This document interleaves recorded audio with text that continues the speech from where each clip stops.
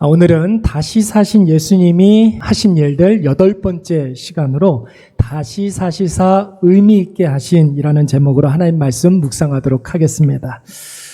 여러분들 혹시 바둑 잘 두시나요? 바둑 두시는 것이 이제 취미이신 분들이 더러 있으신데, 여러분 바둑 용어 중에 복기라는 말이 있습니다. 복기라는 말이 무슨 뜻이냐면, 대국이 끝난 후에 자신이 둔 수를 이렇게 다시 한번 뒤돌아보면서 자신의 실수나 혹은 잘못 같은 것을 좀 되짚어 보는 것을 우리가 복기라고 이야기합니다. 근데 여러분 참 신기한 것은 무엇이냐면, 한 번에 대국을 두면 두 사람이 이렇게 바둑을 둘 때 돌수가 한 300수 정도 이렇게 된다고 하죠. 근데 바둑을 잘 두시는 분들은 그 300여 개의 수를 정확하게 기억했다가 한 채 망설임 없이 똑같이 복기를 한다라는 것입니다. 여러분, 제가 전에 알고 지냈던 분 중에 서울대학교 대표로 바둑 대표로 이제 그 세계대회도 이렇게 나가고 그랬던 분이 계셨거든요. 제가 그분에게 물어봤어요. 복기에 대해서 물어볼 때 어떻게 그 많은 수를 그대로 똑같이 복기할 수 있느냐 이렇게 물어봤는데, 그분이 대답하는 말이 이런 말이었습니다. 뭐냐면은, 의미 있는 돌을 두면 누구나 다 복기할 수 있어요, 이렇게 대답을 했습니다. 의미 있는 돌을 두면 누구나 다 복기할 수 있습니다. 되는 대로 상황에 맞춰서 아무렇게나 돌을 두면 그 복기할 수 없지만, 한 수 한 수에 다 의미와 가치가 있기 때문에 바둑 잘 두는 사람들은 한 수 한 수에 의미를 부여하고 복기도 쉽다라는 것입니다. 여러분, 우리가 꼭 기억해야 될 것은 의미 있는 것만 살아남는 거예요. 의미 있는 것만 살아남습니다. 시간에 쫓겨서 살아가는 대로 살다 보면 나중에 기억에 남는 것이 별로 없습니다. 마음 가는 대로 내 기분대로 남들 사는 대로 살아가면 우리 인생에 건져 올릴 만한 것들이 별로 없다라는 것이에요. 지난번에 연로하신 어르신들에게 이제 설문조사한 그 결과를 제가 말씀드린 적이 있지 않습니까? 젊은 시절로 다시 돌아간다면 어떻게 살고 싶습니까? 내 마음대로 살고 싶다. 또 내 마음에 맺힌 그 한을 좀 풀고 싶다. 남들을 좀 도우면서 살고 싶다. 뭐 이런 대답을 했다고 그랬습니다. 왜 어르신들이 이런 대답을 했을까요? 자신의 인생을 이렇게 가만히 뒤돌아봤을 때 건져 올릴 만한 것이, 남는 것이 별로 없기 때문에 여러분 이런 대답을 하는 거예요. 지난주에는 여러분 광야로 내몰린 야곱을 묵상하면서 이 모든 인생의 본질적인 문제 3개의 단어로 요약해서 정리해 줄 수 있다, 이렇게 이야기했습니다. 그게 뭐였습니까? 과거에 대해서는 사람들이 상실감에 사로잡혀 살아요. 현재는 늘 외로워합니다. 군중 속에 있어도. 그리고 미래를 생각하면 누구나 다 두려워할 수밖에 없죠. 상실감, 외로움, 두려움. 왜 현대인들이 이 다람쥐 쳇바퀴 같은 그런 세상 속에서 살아갑니까? 내 인생에 의미 있고 가치 있는 것들이 별로 없기 때문에 그런 것이에요. 여러분 한번 생각을 해보세요. 가만히 내 인생 몇 년을 살았든지 상관없이 여러분 하나님 앞에서 가장 가치 있고 의미 있는 일들 한번 이야기해 보라고 그런다면 여러분 무엇을 이야기할 수 있겠습니까? 하나님 앞에서. 하나님 앞에서 내가 건져 올릴 만한 것이 있다면 여러분 무엇이 있습니까? 참된 그리스도인의 삶은 하나님 앞에서 건져 올린 그 무엇이 있어야 한다라는 것이죠. 그래야 나중에 우리가 다 이 세상의 모든 삶을 마무리하고 하나님의 심판대 앞에 서게 될 터인데, 건져 올린 그 무엇을 가지고 하나님께 칭찬도 받고 상도 받고 그럴 수가 있는 것입니다. 여러분, 열심히 사는 거는 누구나 다 그렇게 열심히 살아요. 불신자들도 열심히 안 사는 사람들 없습니다. 세상에 노력하지 않는 사람, 최선을 다하지 않는 사람 누가 있겠습니까? 그런데 대부분의 사람들은 시간이 지나 내 인생 복귀해 봤을 때, 뒤돌아 봤을 때 생각나는 것이 별로 없어요. 기억에 남는 것이 별로 없습니다. 늘 후회만 남고 아쉬움 투성인데 왜 그런지를, 그 이유조차를 모른다는 거예요. 인생의 주인 되시고 판단하시고 모든 인생들에게 상과 벌을 주시는 하나님 앞에 의미 있는 일, 가치 있는 일이 별로 없으면 여러분 기억에 남는 것이 별로 없는 것입니다. 사랑하는 여러분 꼭 기억하십시오. 바둑이 됐든 운동 경기가 됐든 인생이 됐든 뭐가 됐든 간에 의미 있는 것만 살아남는 것입니다. 여러분 의미 있는 것이 오늘 나를 잘하게 하고 나를 성숙하게 하는 것이고 나중에 우리가 하나님 앞에 섰을 때에 하나님의 칭찬과 위로와 격려와 상을 받게 되는 줄로 믿습니다. 그래서 매 순간마다 여러분 이번 한 주도 우리가 여러 가지 결정과 선택을 해야 되는 그런 때가 있잖아요. 시간에 쫓겨서 결정하지 마시고 남들이 하는 대로 선택하지 마시고 하나님 앞에서 어떻게 하는 것이 건져 올릴 만한 것인가를 깊이 묵상하고 그 의미 있는 것을 선택하시기 바랍니다. 오늘 본문의 말씀에 보면 갈릴리 호수에서 그물질을 하던 제자들은 밤새도록 수고를 했지만 잡은 것이 있었다 없었다? 없었습니다. 수고를 많이 했어요. 최선을 다했어요. 노력했어요. 그런데 피레미 새끼 한 마리도 잡지 못한 거예요. 어느덧 시간이 흘러서 고기를 잡을 수 없는 시간이 되었을 때, 아침이 되었을 때 그들의 모습을 지켜보고 계셨던 예수님이 한 말씀 하셨어요. 오른쪽에 그물을 내리라.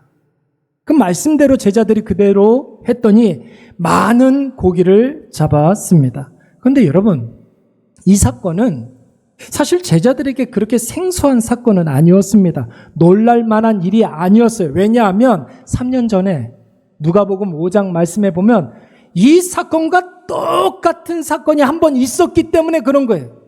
처음 경험하는 일이 아니었습니다. 이미 3년 전에 똑같은 일을 경험했기 때문에 놀랄 만한 일이 아니었어요. 생소한 일이 아니었습니다.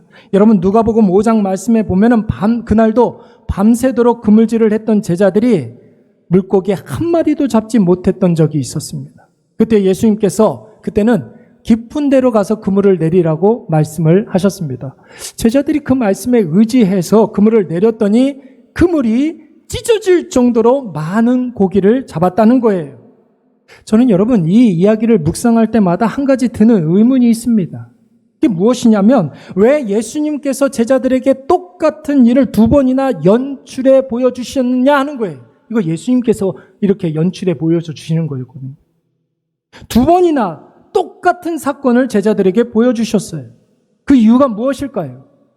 여러분 그 이유는 두말할 것도 없이 예수님을 생각나게 하시기 위해서 그러는 것이에요. 오늘도 예수님께서는 우리의 마음속에 우리의 머릿속에 예수님 생각나게 하시려고 안간힘을 쓰신다는 거죠. 여러분 그래서 제가 요즘 여러분들에게 자주 이야기하는 거 있지 않습니까? 우리의 모든 삶에 예수님 생각 많이 하고 예수님 생각으로 살고 그리고 우리 주변 사람들에게 예수님 생각 많이 나게 하는 우리 사랑하는 일회교회가 되시기를 간절히 축원합니다. 예수님 생각 많이 하고 예수님 생각으로 살고 예수님 생각 많이 나게 하고 너희들 인생에 가장 충격적인 사건 내 힘으로는 한 마리의 고기도 잡지 못한 그날 예수님 말씀 한마디에 수많은 고기를 잡았던 그날을 지금 제자들에게 복기해 보라는 뜻이에요. 다시 한번 생각해 보라는 것입니다.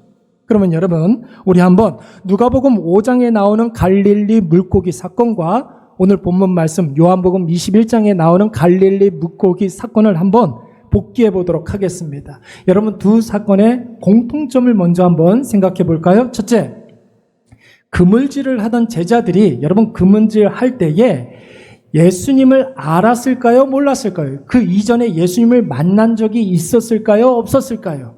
여러분 누가복음 5장에서 제자들은 이미 예수님을 만난 상태였습니다. 예수님을 만났는데도 불구하고 자기의 삶의 터전으로 가서 물고기를 잡고 있었다는 것이죠. 여러분 안드레는 예수님을 이미 만나고 예수님이 메시아라는 사실을 알았습니다. 그래서 자신의 형제 베드로에게 예수님을 소개해 준 거예요.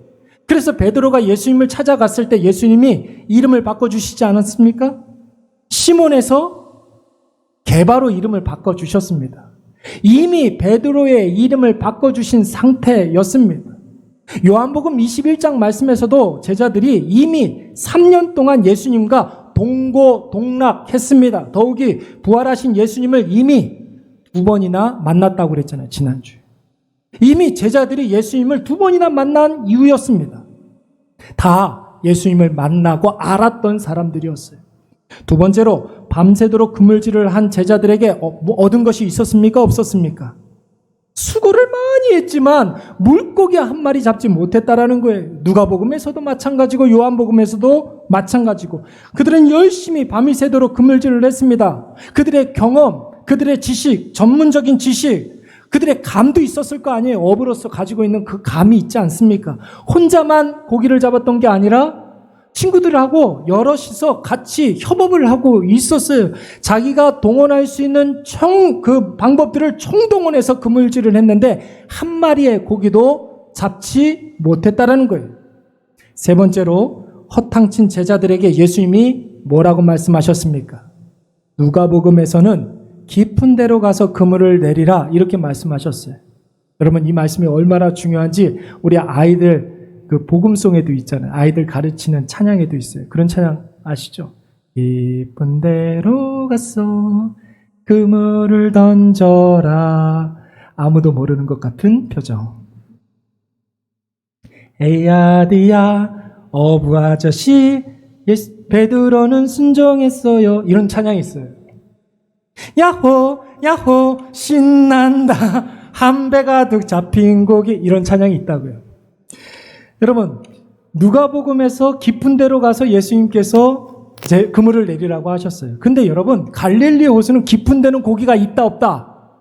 깊은 데는 고기가 없어요. 이건 베드로뿐만 아니라 어부들은 다 알고 있었던 거였어요. 여러분 요한복음 21장 말씀에서도 예수님께서 오른쪽에 그물을 내리라고 말씀을 하셨습니다. 여러분 크지도 않은 배에 오른쪽이나 왼쪽이 여러분 거기서 거기 아닙니까? 그물이 물속으로 내려가면은 여러분 거기서 거기예요. 그런데 예수님은 그때나 지금이나 가능성 제로인 일에 대해서 전적인 순종을 지금 요구하고 계시는 것입니다. 네 번째로 예수님의 말씀대로 했더니 여러분 어떤 일들이 벌어졌습니까? 누가복음에서는 잡은 것이 심이 많아 그물이 찢어지는지라 그랬어요. 잡은 것이 심이 많아서 그물이 찢어질 정도라고 그랬어요. 요한복음 말씀에서는 물고기가 많아 그물을 들 수 없었더라 그랬어요. 여러분 물고기를 많이 잡았다라는 것이죠. 말씀대로 순종했더니 상상 이상의 결과가 온 줄로 믿습니다. 다섯 번째로 그 사건 이후에 제자들은 어떻게 되었습니까? 그 사건 이후에 누가복음 말씀에 보니까 그 많은 고기들을 보고 제자들이 이제 드디어 예수님을 쫓는 사람들이 되었어요. 예수님의 제자가 되었습니다. 요한복음 말씀에서도 예수님을 따라다니기만 했던 제자들이 이제는 예수님의 참 제자가 되어서 사도행전의 놀라운 역사의 주역이 된 줄로 믿습니다. 이게 공통점이에요. 5가지 공통점. 그렇다면 여러분 이 두 사건의 차이가 있어요. 이 사건에 다른 점이 있습니다. 그게 무엇이냐면 5번째예요. 5번째. 이 사건 이후에 차이가 납니다.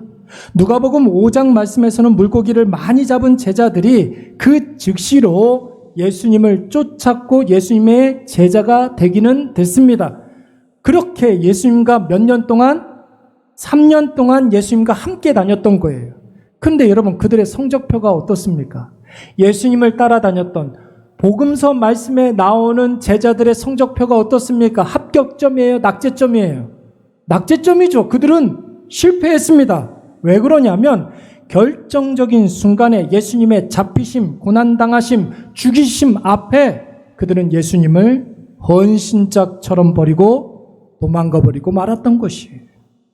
그러나 여러분 요한복음 21장 이후에 제자들은 물고기를 많이 잡은 이후에 초대교회의 사도가 되어서 예루살렘과 온 유대와 사마리아와 땅끝까지 이르러 예수님을 전하고 나누고 입증하는 삶을 살다가 나중에 영광스럽게 순교하는 그 영광스러운 천국에 입성하게 되는 것입니다. 여러분, 왜 이런 차이가 나는 것일까요? 왜 누가복음 5장에서의 제자들과 요한복음 21장에서의 제자들의 차이가 나는 것입니까? 그들이 예수님을 따랐던 목적이 달라진 것입니다. 여러분, 누가복음 5장 말씀에서 제자들은 심이 많이 잡힌 그 물고기를 보고 이런 생각을 한 거예요. 여러분, 잘 한번 생각을 해보세요. 예수님의 말씀대로 했더니 물고기를 굉장히 많이 잡은 거예요. 그 물고기를 딱 보면서 예수님 따라다니면 뭐라도 되겠다라는 생각을 한 거예요. 말씀 한마디로 이렇게 많은 물고기를 잡게 하신 그 예수님을 따라다니면, 잘하면 예수님의 날에 내가 이 나라의 고관대작으로 쓰임받을 수가 있겠다. 고관대작은 둘째치고서라도 못해도 지금의 어부보다는 나을 것이다, 이렇게 판단을 한 거예요. 그래서 예수님을 따라다니기 시작한 것입니다. 그러니까 여러분, 누가복음 5장에서 물고기는 무엇을 상징하는 것이에요? 제자들 내면에 이 도사리고 있는 그 욕망을 자극하는 촉매제가 되었던 거예요. 많은 물고기 잡았더니 그 물고기 보고서 예수님을 따라다니는 목적을 엉뚱한 데 두었던 것이죠. 그러나 여러분, 요한복음 21장 말씀에서 제자들은 심히 많이 잡힌 물고기를 보고 다시 사신 예수 그리스도를 생각해낸 줄로 믿습니다. 맞다.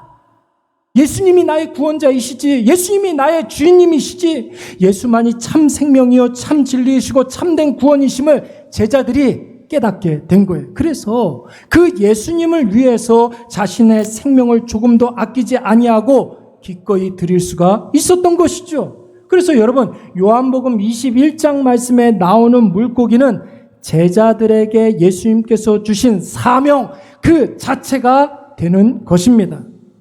여러분, 가끔 가다가 도로에 이렇게 운전하고 이렇게 다닐 때 이렇게 보면은 앞차에 이런 마크 있는 차들 본 적이 있을 거예요. 한번 클릭 한번 해주세요. 물고기 달고 다니는 사람들이 있어요. 이게 무슨 뜻입니까, 이거? 낚시 동호회 표시죠? 네? 김포 낚시회, 뭐 이런 거. 강화에 저수지 갈 때 저런 거 붙이고 갑니까? 그게 아니에요. 여러분, 그 안에 쓰여져 있는 저 말이 이투스라는 말이 무슨 뜻이냐면 예수스, 크리스토스, 예수 그리스도, 대우, 하나님의 아들, 나의 구원자라는 뜻이에요, 여러분. 물고기를 보면서 예수님은 나의 그리스도이십니다. 구원자이십니다. 하나님의 아들이십니다. 나의 주인님이십니다. 이거를 고백하는 거라. 누가복음 5장에서 제자들은 심히 많은 물고기를 보고 예수님을 따라다니면 뭔가가 될 것이라고 생각을 했습니다. 그러면서 욕심을 키워간 거예요. 그러니까 예수님 공생이 3년 동안 그렇게 말썽을 많이 부리고 엉뚱한 소리하고 그랬던 것입니다. 그러나 여러분, 요한복음 21장에서 제자들은 많은 물고기를 보고 자신에게 주어진 사명이 사람 낚는 어부라는 사실을 기억해 냈습니다. 그러니까 그들의 그물이 찢어지지 않았던 거예요. 차이가 그거예요.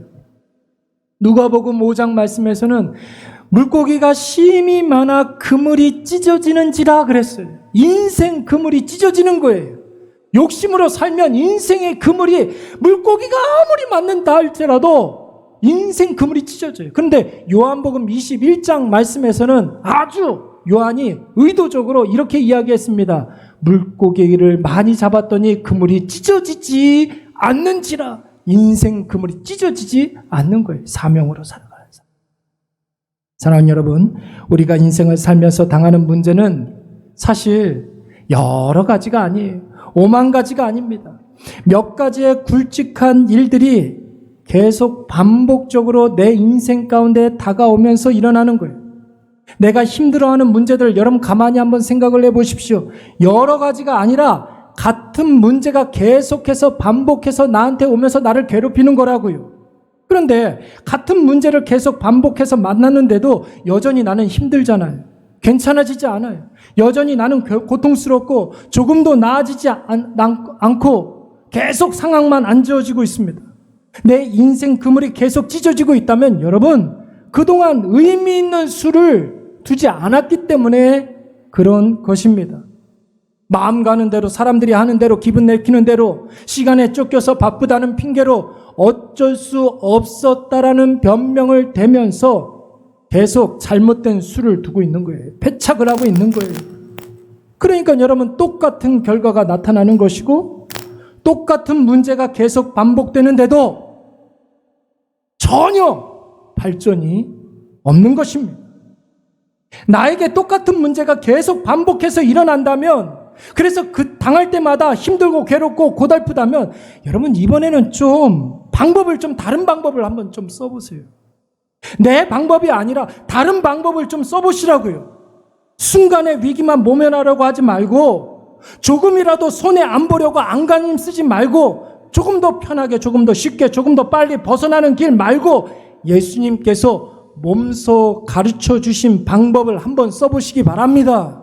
예수님이 가르쳐 주신 방법, 예수님이 가르쳐 주신 방법, 그게 무엇입니까, 여러분? 오늘 본문 말씀에 나와 있습니다. 제가 9절과 10절 말씀을 읽으시면 여러분들은 12절 말씀을 한번 읽어보시기 바랍니다.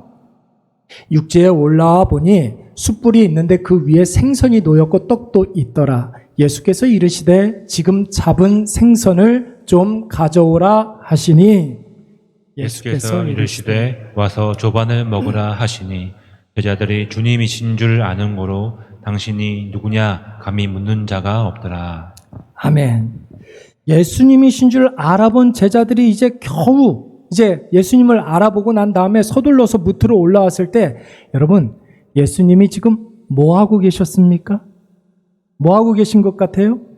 밤새도록 그물질을 한 제자들을 위해서 아침밥을 짓고 계셨어요. 조반을 준비하고 계셨습니다. 누구를 위해서? 제자들을 위해서. 밤새도록 그물질을 한 제자들을 위해서 예수님께서 아침밥을 짓고 계셨습니다. 다시 사신 예수님께서 번번이 예수님의 마음을 상하게 했던 제자들을 친히 지금 섬기시는 거예요. 그들을 위해서 헌신하셨고 그들의 필요를 채우시고 그들의 연약함을 도우신 줄로 믿습니다.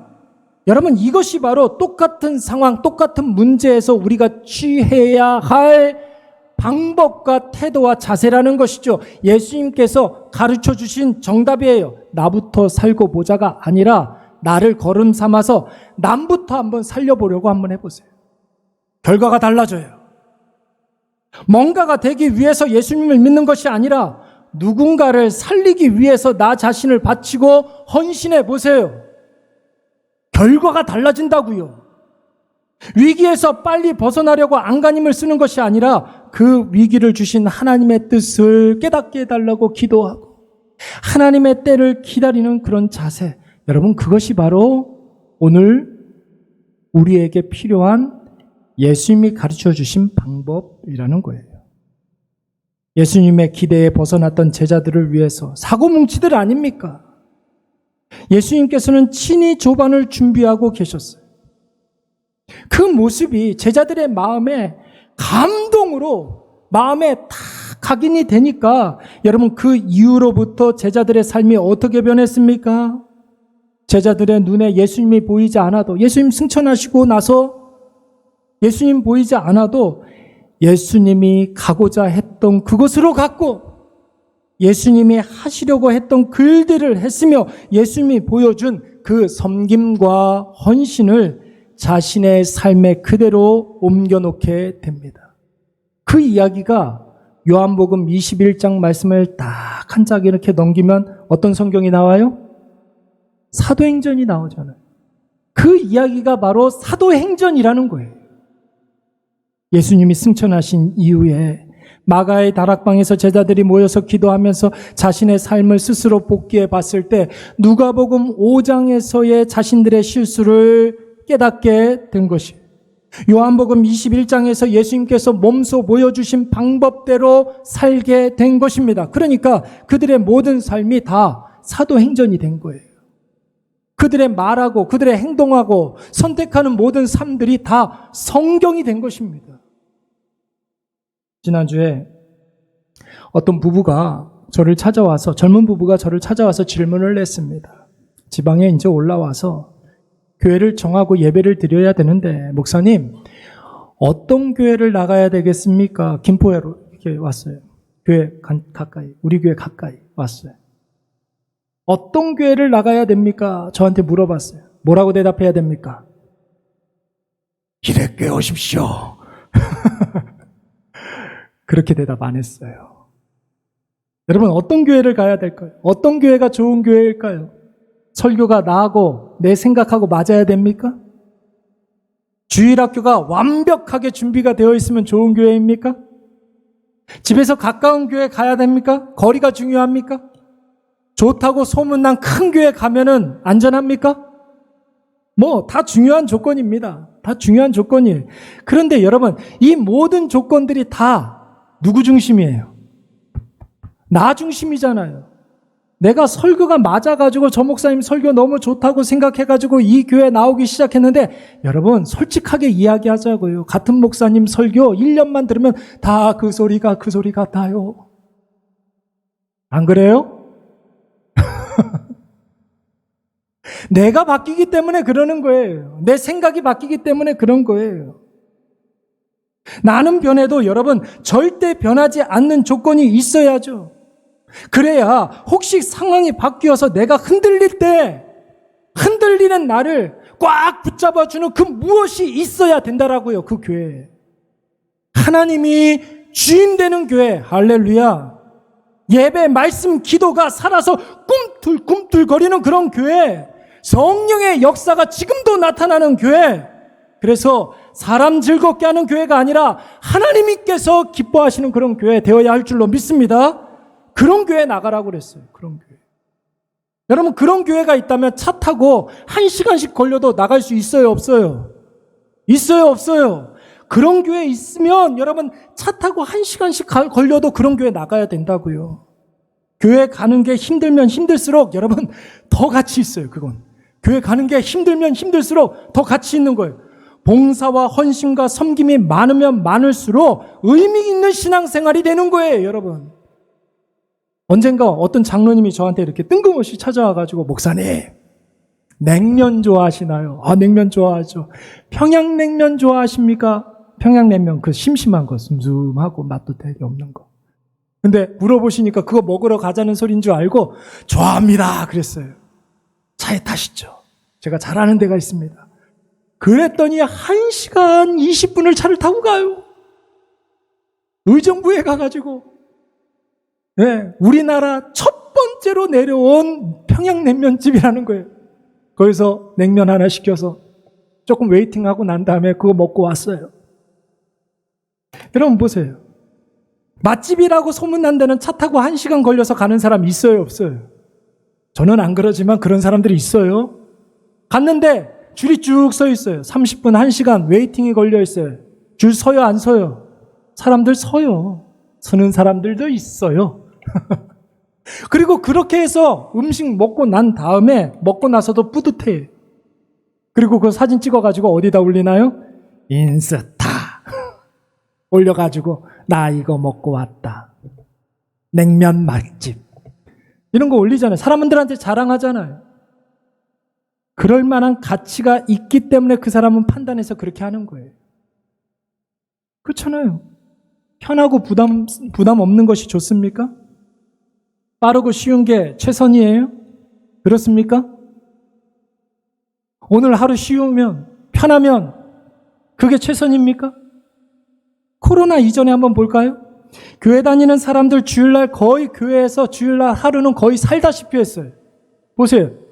여러분들도 그런 분들이 계셨을지 모르겠는데, 주일학교 아침에 9시에 교사하고, 교사 빨리 끝나고 나서 찬양대 연습하고, 2부 예배 드리고, 2부 예배 끝나고 나서 점심 먹고 찬양대 연습하고, 찬양대 연습하고 나면 오후 예배 시간이 왔는데 집에 가고 싶지만 남들 눈 때문에 오후 예배 드리고, 오후 예배 드리고 난 다음에 교사 모임하고, 그리고 나서 이런저런 정리하고 또 집에 돌아오면 저녁 8시. 그렇게 사셨던 분들 많이 있잖아요.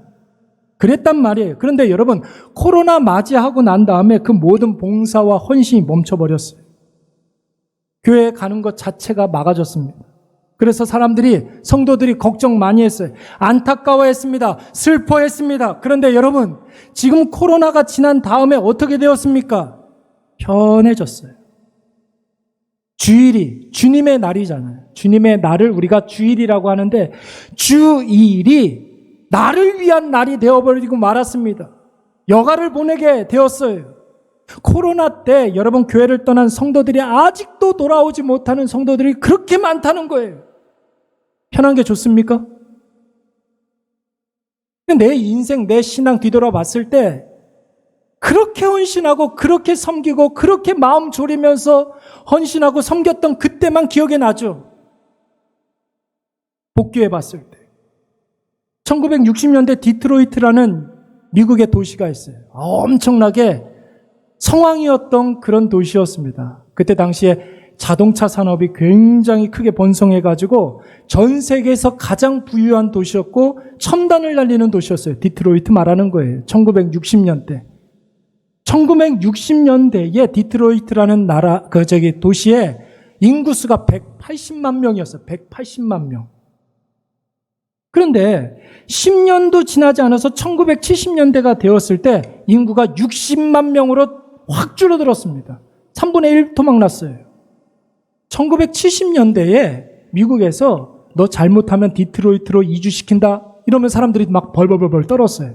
거기에 유령 도시에 가면 큰일 난다고 차라리 감옥을 보내주세요. 막 이랬단 말이에요. 디트로이트로 가는 것 자체가 형벌이었던 그런 때가 있었습니다. 여러분 왜 그렇습니까? 편하고 빠르고 쉽고 부유하게 살다가 오일 쇼크 2번을 떵떵 맞아버린 거예요. 한순간에 경제적 위기가 이렇게 만나니까 모든 것이 다 멈춰서 버리게 말았습니다. 그래서 여러분 디트로이트 일대를 뭐라고 그럽니까? 러스트 벨트라고 그래요. 녹슨 도시. 지금도 60만 명이 안 돼요. 인구가. 디트로이트 가가지고 살려고 하질 않아요. 사람들이. 그런데 여러분 제가 왜 이런 이야기를 하느냐면 똑같은 현상이 지금 미국에서 벌어지고 있다라는 거예요. 지금 똑같은 상황이. 여러분 어떤 도시를 이야기하는지 한번 맞춰보세요. 자유로운 히피 문화의 성지, 동성애의 메카, 혁신과 창의성의 도시, 다양성, 자유, 탈권위의 도시, 어디를 말하는 걸까요? 샌프란시스코를 말하는 거예요. 샌프란시스코. 여러분 샌프란시스코 하면 제일 먼저 생각나는 거 실리콘밸리. 얼마나 유명한 곳입니까? 애플, 구글, 메타, 트위터, 세계에서 10손가락 안에 들어가는 그런 그 회사들의 본사가 다 여기에 있어요. 이 샌프란시스코, 그 실리콘밸리의 GDP만 하더라도 우리나라보다 훨씬 더 높아요. 우리나라 굉장히 경제적으로 잘 사는 나라입니다. 근데 우리나라보다 그 실리콘밸리에 있는 GDP가 훨씬 더 높다고요. 연봉 1억 이하는 그렇죠. 저소득층으로 분류가 돼서 도시에서 지원을 해줘요. 연봉 1억 이하는. 뭐든지 다 허락하고 뭐든지 다 가능한 도시 샌프란시스코. 근데 여러분 최근 3년 동안 재작년부터 갑자기 인구가 뚝뚝 떨어지고 있습니다. 샌프란시스코에 살던 사람들이 지금 도망가기 시작한 거예요. 엑소더스 샌프란시스코. 돈 있는 사람들부터 지금 샌프란시스코를 빠져나가고 있어요. 왜 그럴까요? 마약 때문이에요. 마약. 자유 하다가 탈권위, 다양성 이런 거 강조하다가 마약, 동성애 이런 거 다 허용하고 결국 지금 디트로이트의 길을 걸어가고 있는 거예요. 여러분 샌프란시스코에 살고 있는 고등학생들보다 공식적인 집계가 마약 중독자로 집계된 사람들이 훨씬 더 많다는 거예요. 길거리에 여러분 요즘 그런 거 본 적 있습니까? 옛날엔 좀 있었던 것 같은데 길 가다가 길거리에 사람똥 이렇게 있는 거 본 적 있어요? 우리나라에서? 본 적 없을걸요? 거의 그런 거 없을걸요? 없어요, 여러분. 그런데 여러분 지금 샌프란시스코의 가장 큰 문제가 무엇이냐면 5분 걸어가다 보면 사람똥이 있다는 거예요. 그 사람들이 그것을 신고하잖아요, 시에. 그래서 시에서 그것을 지도로 만들어요. 인분 지도를 만들어요. 5분 지나다 보면 사람똥이 있다는 거예요. 심지어 여러분 치안이 얼마나 불안전한지 100만 원 미만의 절도, 100만 원 이하의 갈취 이런 거는 손을 못 댄대요.